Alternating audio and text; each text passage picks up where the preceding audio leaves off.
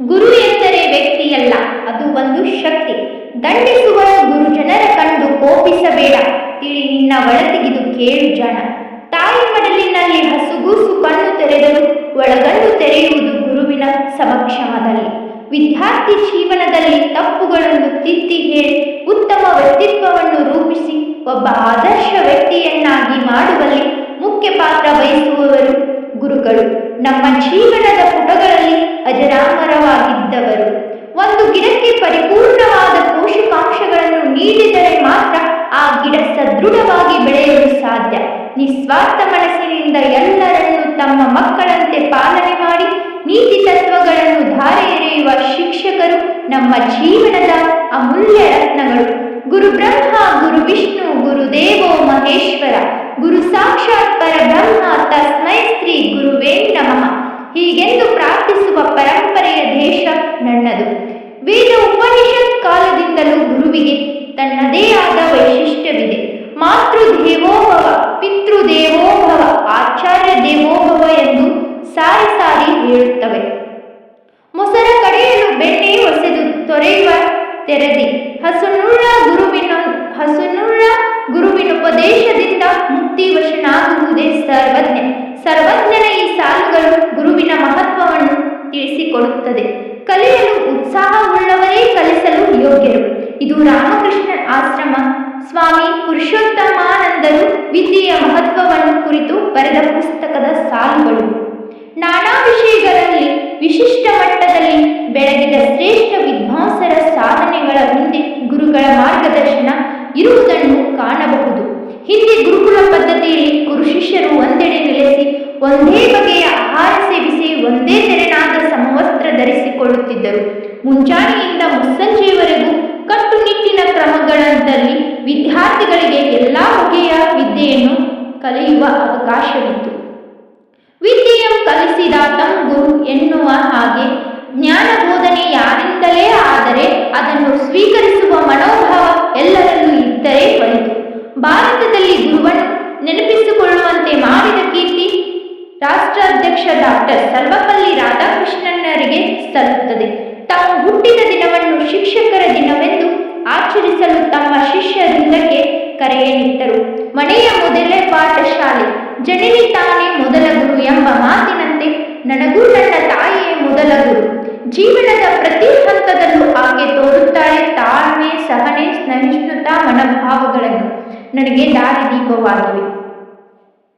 ವಿದ್ಯಾರ್ಥಿ ಜೀವನದಲ್ಲಿ ಶಿಸ್ತನ್ನು ರೂಪಿಸುವವರು ಶಿಕ್ಷಕರು. ಹಾಗೆಯೇ ಸ್ವಾವಲಂಬಿ ಜೀವನ ನಡೆಸಲು ಮತ್ತು ಸುಸಂಸ್ಕೃತ ಜೀವನದ ಪಾಠಗಳನ್ನು ಕಲಿಸುವವರು ಶಿಕ್ಷಕರು. ವಿದ್ಯಾರ್ಥಿಗಳು ಸೋತಾಗ ಆತ್ಮಸ್ಥೈರ್ಯ ತುಂಬಿ ಧೈರ್ಯ ಹೇಳಿ ಪ್ರೋತ್ಸಾಹಿಸುವವರು ಶಿಕ್ಷಕರು. ಗೆದ್ದಾಗ ವಿದ್ಯಾರ್ಥಿಗಳನ್ನು ಪ್ರೋತ್ಸಾಹಿಸಿ ಉತ್ತೇಜಿಸುವವರು ಶಿಕ್ಷಕರು. ಸಮಾಜದಲ್ಲಿ ಯಾವ ರೀತಿ ಬದುಕಬೇಕು ಎಂಬುದರ ಬಗ್ಗೆ ತಿಳಿ ಹೇಳುವವರು ಶಿಕ್ಷಕರು. ಶಿಕ್ಷಕರು ತಮ್ಮ ಎಲ್ಲ ನೋವು ದುಃಖ ಮರೆತರು ವಿದ್ಯಾರ್ಥಿಗಳಿಗಾಗಿ ನಗುತ್ತಾ ಬೋಧಿಸುವರು. ಹಲವಾರು ಮಹಾನ್ ಸಾಧಕರ ಜೀವನ ಚರಿತ್ರೆಯನ್ನು ನಿಖರವಾಗಿ ತಿಳಿಸಿ ವಿದ್ಯಾರ್ಥಿಗಳನ್ನು ಅವರಂತೆ ಮುಂದೆ ಸಾಧನೆ ಮಾಡಲು ಉತ್ತೇಜಿಸುತ್ತಾರೆ. ಶಿಕ್ಷಕರು ವಿದ್ಯಾರ್ಥಿಗಳನ್ನು ಸಮಾಜಕ್ಕೆ ಉತ್ತಮ ಸಾಧಕನನ್ನಾಗಿ ರೂಪಿಸುವಲ್ಲಿ ಬಹುಮುಖ್ಯ ಪಾತ್ರ ವಹಿಸುತ್ತಾರೆ. ವಿದ್ಯಾರ್ಥಿಗಳಲ್ಲಿ ರಾಷ್ಟ್ರೀಯ ಭಾವೈಕ್ಯತೆ ಬೆಳೆಸುತ್ತಾರೆ. ವಿದ್ಯಾರ್ಥಿಗಳನ್ನು ದೇಶದ ಒಳ್ಳೆಯ ಪ್ರಜೆಯನ್ನಾಗಿ ರೂಪಿಸುವಲ್ಲಿ ಶಿಕ್ಷಕರ ಪಾತ್ರ ಅಮೂಲ್ಯವಾದುದು. ರವೀಂದ್ರನಾಥ್ ಟ್ಯಾಗೋರ್ ಅವರು ಒಮ್ಮೆ ಹೇಳಿದರು, ಒಂದು ದೀಪವು ತನ್ನದೇ ಜ್ವಾಲೆಯಲ್ಲಿ ಉರಿಯುವುದನ್ನು ಮುಂದುವರೆಸಿದಾಗ ಮಾತ್ರ ಇನ್ನೊಂದು ದೀಪವನ್ನು ಬೆಳಗಿಸಬಹುದು. ಇದು ಎಲ್ಲೋ ಒಂದು ಕಡೆ ಗುರುವಿನ ಜವಾಬ್ದಾರಿ ಹಾಗೂ ಕರ್ತವ್ಯವನ್ನು ನೆನಪಿಸುತ್ತದೆ.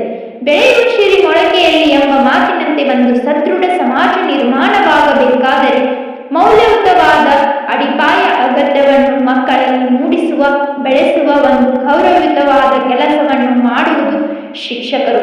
ಶಿಕ್ಷಣ ಎಂಬುದು ಕೇವಲ ಪಠ್ಯಕ್ಕೆ ಸೀಮಿತವಾಗಿರದೆ ಅದೊಂದು ಸತ್ವಯುತ ಯುವ ಸಮಾಜವನ್ನು ಕಟ್ಟಿಕೊಡುವಂತಾಗಬೇಕು. ಈ ನಿಟ್ಟಿನಲ್ಲಿ ಗುರುವಿನ ಕೆಲಸ ಜವಾಬ್ದಾರಿ ಪ್ರಮುಖ ಪಾತ್ರ ವಹಿಸುತ್ತದೆ. ಶಿಕ್ಷಕರು ತಮ್ಮ ವಿದ್ಯಾರ್ಥಿಗಳನ್ನು ಸಾಮಾಜಿಕ ಕಾರ್ಯಗಳಲ್ಲಿ ತೊಡಗಿಕೊಳ್ಳಲು ಪ್ರೇರೇಪಿಸಬೇಕು.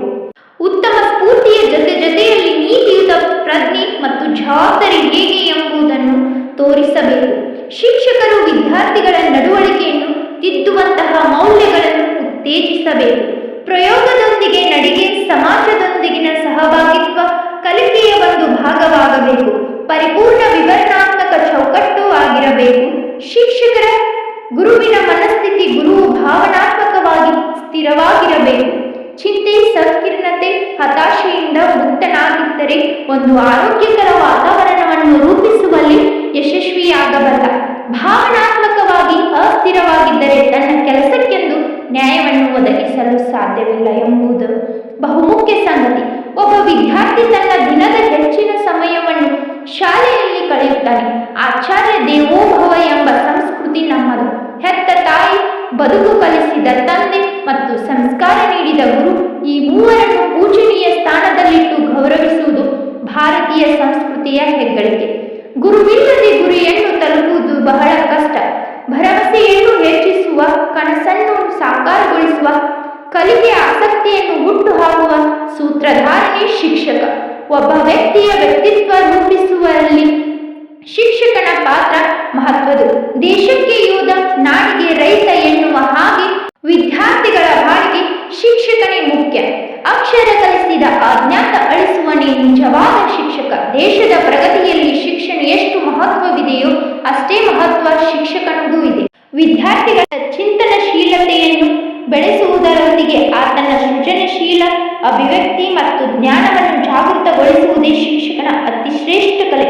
ಶಿಕ್ಷಕರೆಂದರೆ ಪಾಠ ಬೋಧಿಸುವವರು ಮಾತ್ರವಲ್ಲ, ಸರಿದಾರಿ ತೋರುವ ಮಾರ್ಗದರ್ಶಕರು. ಪಠ್ಯದ ಜೊತೆಗೆ ಜೀವನದ ಮೌಲ್ಯವನ್ನು ಸಾರುವ ಅನುಭವ ಮಂಟಪ ಶಿಕ್ಷಕ. ವಿದ್ಯೆಯನ್ನು ಕಲಿಸಿದಾತ ಗುರು ಎನ್ನುವಂತೆ ಜ್ಞಾನ ಬೋಧನೆ ಯಾರಿಂದಾದರೂ ಅದನ್ನು ಸ್ವೀಕರಿಸುವ ಮನೋಭಾವ ಎಲ್ಲರಿಗೂ ಇರಬೇಕು.